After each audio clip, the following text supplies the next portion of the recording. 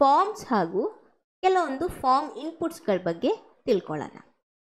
So normally ನೀವು ಯಾವುದೇ ಒಂದು ವೆಬ್ಸೈಟಿಗೆ ವಿಸಿಟ್ ಮಾಡಿದರೂ ನೀವಲ್ಲಿ login form, registration form or ಕೆಲವೊಂದು ಕಾಂಟ್ಯಾಕ್ಟರ್ಸ್ ಫಾರ್ಮ್ ಅನ್ನು ನೋಡಿರ್ತೀರಿ ಅಲ್ವಾ.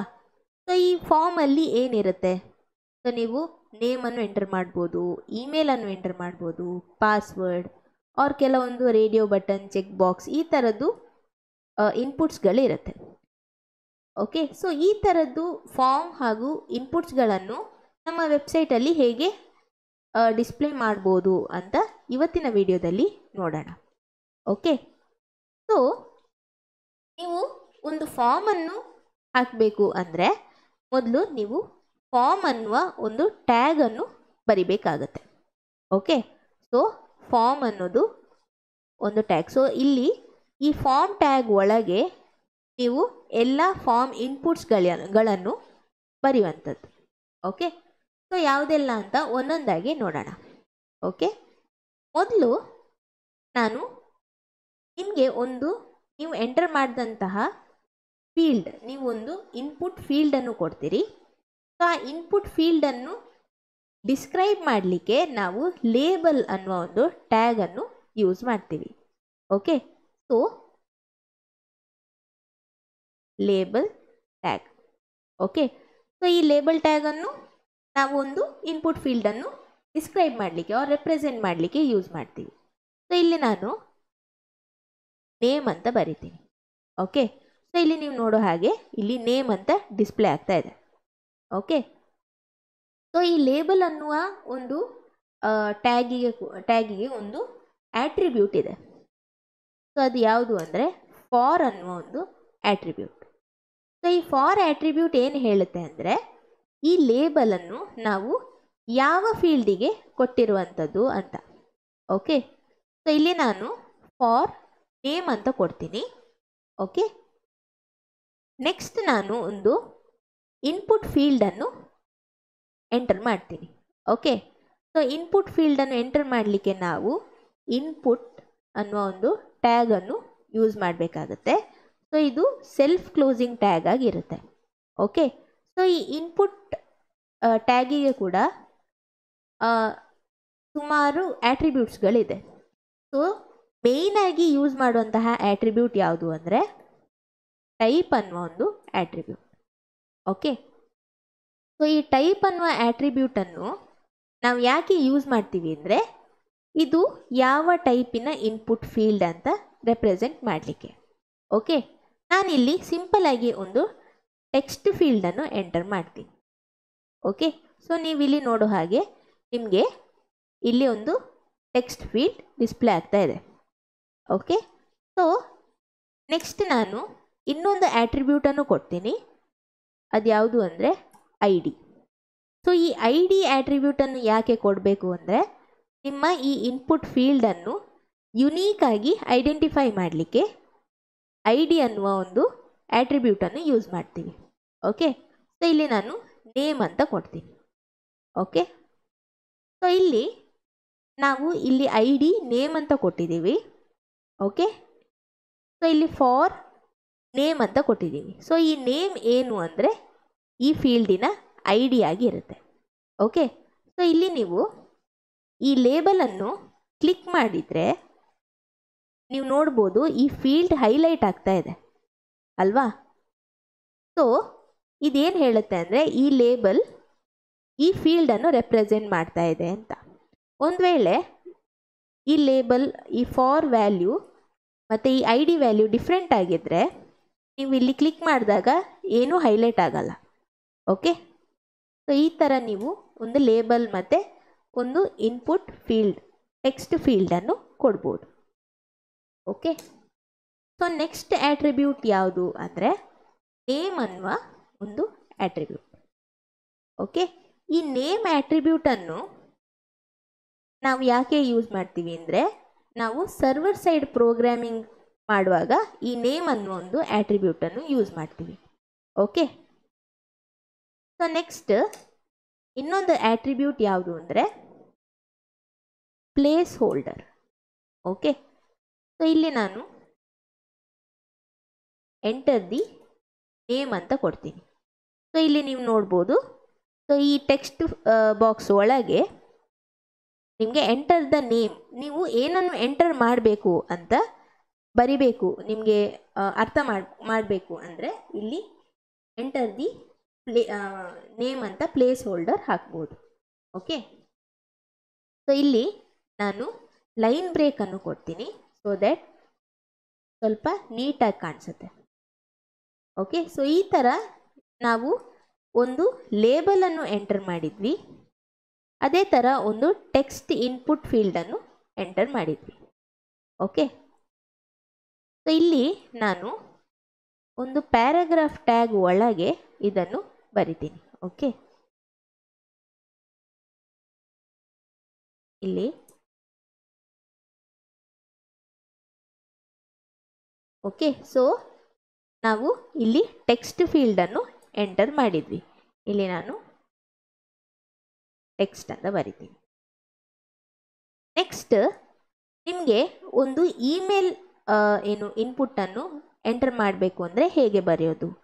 ಸೊ ನೀವು ಯಾವುದಾದೊಂದು ಫಾರ್ಮಲ್ಲಿ ನೋಡಿರ್ಬೋದು, enter your name, enter your email ಅಂತ ಇರುತ್ತೆ. ಸೊ ಒಂದು ಇಮೇಲನ್ನು ಎಂಟರ್ ಮಾಡಲಿಕ್ಕೆ ಇಲ್ಲಿ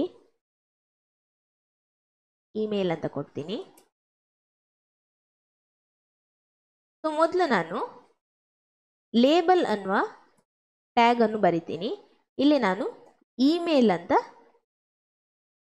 ಫಾರ್ ಆಟ್ರಿಬ್ಯೂಟಲ್ಲಿ ಬರಿತೀನಿ. ಸೊ ಇಲ್ಲಿ ಕೂಡ ಇಮೇಲ್ ಅಂತ ಬರೆದು ಇಲ್ಲಿ ಒಂದು ಲೈನ್ ಬ್ರೇಕನ್ನು ಹಾಕ್ತೀನಿ. ಓಕೆ, ಸೊ ನೀವೊಂದು ಇಮೇಲ್ ಫೀಲ್ಡನ್ನು ಕೊಡಬೇಕು ಅಂದರೆ ಇನ್ಪುಟ್ ಫೀಲ್ಡ್ ಎಂಟರ್ ಮಾಡಬೇಕು. ಈ ಇನ್ಪುಟ್ ಟ್ಯಾಗ್ ಒಳಗೆ ನೀವು ನಿಮಗೆ ಬರೀ ಒಂದು ಟೆಕ್ಸ್ಟ್ ಫೀಲ್ಡ್ ಬೇಕಿತ್ತು.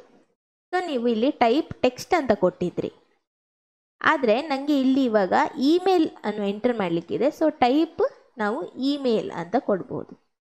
ಓಕೆ, ಈ ಟೈಪ್ ಇಮೇಲ್ ಅಂತ ಕೊಟ್ಟು ಇಲ್ಲಿ ನಾನು ಐ ಡಿ ಕೂಡ ಇಮೇಲ್ ಅಂತ ಕೊಡ್ತೀನಿ. ಓಕೆ, ಸೊ ಸೇವ್ ಮಾಡಿದರೆ ಇಲ್ಲಿ ನೀವು ಇಮೇಲನ್ನು ಎಂಟರ್ ಮಾಡ್ಬೋದು. ಇಲ್ಲಿ ನೀವು ಇಮೇಲನ್ನು ಇಮೇಲ್ ಫಾರ್ಮ್ಯಾಟಲ್ಲೇ ಎಂಟರ್ ಮಾಡಬೇಕಾಗುತ್ತೆ. ಸೊ ಜಿಬ್ರಿಷ್ ಟೆಕ್ಸ್ಟನ್ನು ಎಂಟರ್ ಮಾಡಿದರೆ ನಿಮಗೆ ಅಲ್ಲಿ ಏನು ಈ ಫಾರ್ಮ್ ಸಬ್ಮಿಟ್ ಮಾಡೋಕ್ಕಾಗಲ್ಲ. ಓಕೆ, ನಿಮಗೆ ಎರರ್ ಬರುತ್ತೆ. ಇದು ಒಂಥರ ವ್ಯಾಲಿಡೇಷನ್ ಕೊಟ್ಟ ಹಾಗೆ. ಓಕೆ, ಸೊ ನೆಕ್ಸ್ಟ್ ನಾವು ಪಾಸ್ವರ್ಡನ್ನು ಹೇಗೆ ಎಂಟರ್ ಮಾಡೋದು ಅಂತ ನೋಡೋಣ. ಓಕೆ, ಇಲ್ಲಿ ಪ್ಯಾರಾಗ್ರಾಫ್ ಟ್ಯಾಗ್ ಒಳಗೆ ನಾನು ಲೇಬಲನ್ನು ಬರಿತೀನಿ. ಇಲ್ಲಿ ನಾನು ಪಾಸ್ವರ್ಡ್ ಅಂತ ಕೊಡ್ತೀನಿ.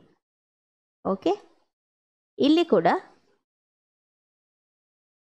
ಪಾಸ್ವರ್ಡ್ ಅಂತ ಕೊಡ್ತೀನಿ. ನೆಕ್ಸ್ಟ್ ನೀವು ಪಾಸ್ವರ್ಡ್ ಎಂಟರ್ ಮಾಡಬೇಕಂದ್ರೂ ಕೂಡ ನೀವು ಇನ್ಪುಟ್ ಟ್ಯಾಗನ್ನು ಯೂಸ್ ಮಾಡಬೇಕಾಗತ್ತೆ. ಇನ್ಪುಟ್. ಓಕೆ, ಇಲ್ಲಿ ಟೈಪ್ ಏನಂತ ಕೊಡ್ತೀರಿ, ನಿಮಗೆ ಇಲ್ಲಿ ಪಾಸ್ವರ್ಡನ್ನು ಎಂಟರ್ ಮಾಡಲಿಕ್ಕಿರುವಂಥದ್ದು. ಸೊ ಇಲ್ಲಿ ಟೈಪ್ ಪಾಸ್ವರ್ಡ್ ಅಂತ ಕೊಡ್ಬೋದು. Okay, next I D password ಅಂತ ಕೊಡ್ತೀನಿ. ಸೊ ನೀವು ಈ ಐ ಡಿ ನೇಮ್ ಯಾವ ಥರನೂ ಕೊಡ್ಬೋದು.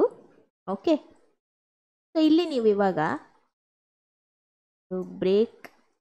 ಲೈನ್ ಬ್ರೇಕನ್ನು ಕೊಟ್ಟು ಇಲ್ಲಿ ನೀವು ಏನೇ ಎಂಟರ್ ಮಾಡಿದರೂ ನಿಮಗೆ ಆಸ್ಟರಿಕ್ ಸಿಂಬಲಲ್ಲಿ ಡಿಸ್ಪ್ಲೇ ಆಗುತ್ತೆ. ಓಕೆ, ಸೊ ನೀವು ಎಂಟರ್ ಮಾಡಿದಂತಹ ಟೆಕ್ಸ್ಟ್ ನಿಮಗೆ ವಿಸಿಬಲ್ ಆಗಲ್ಲ. ಓಕೆ, ಸೊ ಈ ಥರ ನಾವು ಪಾಸ್ವರ್ಡನ್ನು ಎಂಟರ್ ಮಾಡುವಂಥದ್ದು. ಸೊ ನಾವು ಯಾವುದೆಲ್ಲ ನೋಡಿದ್ವಿ, ಒಂದು ಟೆಕ್ಸ್ಟ್ ಫೀಲ್ಡನ್ನು ಯಾವ ಥರ ಎಂಟರ್ ಮಾಡ್ಬೋದು ಅಂತ ನೋಡಿದ್ವಿ, ಇಮೇಲನ್ನು ಹೇಗೆ ಎಂಟರ್ ಮಾಡೋದು ಅಂತ ನೋಡಿದ್ವಿ, ಅದೇ ಥರ ಪಾಸ್ವರ್ಡನ್ನು ಹೇಗೆ ಎಂಟರ್ ಮಾಡೋದು ಅಂತ ನೋಡಿದ್ವಿ. ಓಕೆ, ನೆಕ್ಸ್ಟ್ ನಾವು ಒಂದು ನಂಬರ್ ಫೀಲ್ಡನ್ನು ಹೇಗೆ ಬರಿಬೋದು ಅಂತ ನೋಡೋಣ. ಓಕೆ, ಸೊ ಇಲ್ಲಿ ನಾನು ಪ್ಯಾರಾಗ್ರಾಫ್ ಟ್ಯಾಗ್ ಒಳಗೆ ಲೇಬಲ್, ಸೊ ಇಲ್ಲಿ ನಾನು ಏಜ್ ಅಂತ ಕೊಡ್ತೀನಿ. Okay, age. ಇಲ್ಲಿ ಕೂಡ ಇನ್ಪುಟ್ ಟ್ಯಾಗ್ ಅನ್ನು ಬರೆದು ಇಲ್ಲಿ ನಾನು ಟೈಪ್ ಈಕ್ವಲ್ ಟು, ಇಲ್ಲಿ ನನಗೆ ಏಜ್ ಅನ್ನು ಎಂಟರ್ ಮಾಡಲಿಕ್ಕೆ ನಾವು ಯಾವುದು ಟೆಕ್ಸ್ಟ್ ಅನ್ನು ಕೊಡಬೇಕಾಗಿಲ್ಲ ಅಲ್ವಾ, ಬರೀ ನಂಬರ್ಸ್ ಮಾತ್ರ ಎಂಟರ್ ಮಾಡಲಿಕ್ಕೆ ಇರುವಂಥದ್ದು. ಸೊ ನಾನು ಇಲ್ಲಿ ನಂಬರ್ ಅಂತ ಕೊಡ್ತೀನಿ, type equal to number. Okay, ಇಲ್ಲಿ ನೀವು ಇದನ್ನು ಅಬ್ಸರ್ವ್ ಮಾಡಿದರೆ ಇದು ಒಂದು ಟೆಕ್ಸ್ಟ್ ಫೀಲ್ಡ್ ಥರನೇ ಕಾಣಿಸುತ್ತೆ. ಆದರೆ ನೀವು ಇದನ್ನು ಹೋವರ್ ಮಾಡಿದಾಗ ನಿಮಗೆ ಇಲ್ಲಿ ಅಪ್ ಆ್ಯಂಡ್ ಡೌನ್ ಆ್ಯರೋ ಕಾಣುತ್ತೆ. ಓಕೆ, ಸೊ ನೀವು ಇದನ್ನು ಕೂಡ ಕ್ಲಿಕ್ ಮಾಡಿದರೆ ನಿಮಗೆ ಇಲ್ಲಿ ನಂಬರ್ ಸಿಗುತ್ತೆ. ಓಕೆ, ಅಥವಾ ನಿಮಗೆ ಬೇಕಿದ್ರೆ ಇಲ್ಲಿ ನಂಬರನ್ನು ಎಂಟರ್ ಕೂಡ ಮಾಡ್ಬೋದು. ಓಕೆ, ಸೊ ಈ ಫೀಲ್ಡ್ ಒಳಗೆ ನೀವು ಯಾವುದೇ ಆಲ್ಫಾಬೆಟ್ಸನ್ನು ಎಂಟರ್ ಮಾಡೋಕ್ಕಾಗಲ್ಲ ಎಕ್ಸೆಪ್ಟ್ ಇ. ಓಕೆ, ಇ ಅನ್ನು ನೀವು ಎಂಟರ್ ಮಾಡ್ಬೋದು. ನಿಮಗೆ ಎಕ್ಸ್ಪೋನೆನ್ಷಿಯಲ್ ಏನು ನಂಬರ್ಸನ್ನು ಎಂಟರ್ ಮಾಡಲಿಕ್ಕೆ ನೀವು ಇ ಅನ್ನು ಯೂಸ್ ಮಾಡ್ಬೋದು. ಅದು ಬಿಟ್ಟು ಯಾವುದೇ ಒಂದು ಲೆಟರ್ಸನ್ನು ಯೂಸ್ ಮಾಡೋಕ್ಕಾಗಲ್ಲ. ಓಕೆ, ಸೊ ಇಲ್ಲಿ ಐ ಡಿ ಕೂಡ ಏಜ್ ಅಂತ ಕೊಡ್ತೀನಿ. ಓಕೆ, ಸೊ ನೆಕ್ಸ್ಟ್ ನಾವು ಡೇಟನ್ನು ಯಾವ ಥರ ಎಂಟರ್ ಮಾಡ್ಬೋದು ಅಂತ ನೋಡೋಣ. Okay, date. ಸೊ ಇಲ್ಲಿ ಪ್ಯಾರಾಗ್ರಾಫ್ ಟ್ಯಾಗ್ ಒಳಗೆ ನಾನು ಒಂದು ಲೇಬಲನ್ನು ಹಾಕ್ತೀನಿ. ಓಕೆ, ಫಾರ್ ನಾನು ಇಲ್ಲಿ ಬರ್ತ್ ಡೇಟ್ ಅಂತ ಕೊಡ್ತೀನಿ. ಓಕೆ, ಸೊ ಇಲ್ಲಿ ಕೂಡ ಬರ್ತ್ ಡೇಟ್ ಅಂತ ಕೊಡ್ತೀನಿ. ನೆಕ್ಸ್ಟ್ ಬರ್ತ್ ಡೇಟ್ ಎಂಟರ್ ಮಾಡಲಿಕ್ಕೂ ಕೂಡ ನಾವು ಇನ್ಪುಟ್ ಟ್ಯಾಗನ್ನು ಯೂಸ್ ಮಾಡ್ತೀವಿ. ಓಕೆ, ಇಲ್ಲಿ ಟೈಪ್ ಈಕ್ವಲ್ ಟು ನಾವು ಡೇಟ್ ಅಂತ ಕೊಡ್ತೀವಿ. ಓಕೆ, ಡೇಟ್ ಅಂತ ಕೊಟ್ಟು ಇಲ್ಲಿ ಬೇಕಿದ್ರೆ ಐ ಡಿ ಕೊಡ್ಬೋದು, I D birth date. Okay, so ಇಲ್ಲಿ ನೀವು ನೋಡಿದರೆ ನಿಮಗೆ ಇಲ್ಲಿ ಇದನ್ನು ಕ್ಲಿಕ್ ಮಾಡಿದರೆ ನಿಮಗೆ ಇಲ್ಲಿ ಕ್ಯಾಲೆಂಡರ್ ಡಿಸ್ಪ್ಲೇ ಆಗುತ್ತೆ. ನೀವು ಬೇಕಿದ್ರೆ ಇಲ್ಲಿ ಮಂತ್, ಇಯರ್ ಈ ಥರದನ್ನು ಇಲ್ಲಿ ಸೆಲೆಕ್ಟ್ ಮಾಡ್ಬೋದು. ಓಕೆ, ಸೊ ನಾವು ಯಾವುದೆಲ್ಲ ಇನ್ಪುಟ್ ಫೀಲ್ಡ್ಗಳ ಬಗ್ಗೆ ಕಲ್ತ್ವಿ. ಒಂದು ಟೆಕ್ಸ್ಟ್ ಫೀಲ್ಡನ್ನು ಎಂಟರ್ ಮಾಡೋದು ಹೇಗೆ ಅಂತ ನೋಡಿದ್ವಿ, ಇಮೇಲನ್ನು ಹೇಗೆ ಎಂಟರ್ ಮಾಡೋದು ನೋಡಿದ್ವಿ, ಪಾಸ್ವರ್ಡ್ ಹಾಗೂ ನಂಬರನ್ನು ಹೇಗೆ ಎಂಟರ್ ಮಾಡೋದು ಅಂತ ನೋಡಿದ್ವಿ. ಅದೇ ಥರ ಡೇಟನ್ನು ಯಾವ ರೀತಿ ಇನ್ಪುಟ್ ಆಗಿ ಕೊಡ್ಬೋದು ಅಂತ ನೋಡಿದ್ವಿ. ಓಕೆ, ಸೊ ನಾವು ನಮ್ಮ ನೆಕ್ಸ್ಟ್ ವಿಡಿಯೋದಲ್ಲಿ ಇದರ ಕಂಟಿನ್ಯೂಷನ್ ಆಗಿ ನಾವು radio button, check box or text area ಈ ಥರದನ್ನು ಯಾವ ರೀತಿ ನಾವು ಡಿಸ್ಪ್ಲೇ ಮಾಡ್ಬೋದು ಅಂತ ನಾವು ನಮ್ಮ ನೆಕ್ಸ್ಟ್ ವಿಡಿಯೋದಲ್ಲಿ ನೋಡೋಣ.